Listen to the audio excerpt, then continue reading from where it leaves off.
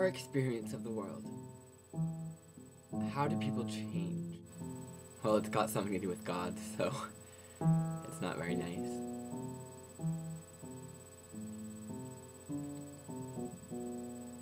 God splits the skin with a jagged thumbnail from throat to belly.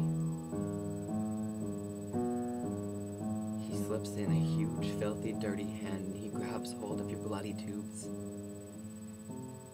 They slip to evade his grasp, but he squeezes hard, he insists. He pulls and pulls until all your innards are yanked out, and the pain. We can't even begin to talk about the pain. And then he stuffs them back. Dirty, tangled, and torn.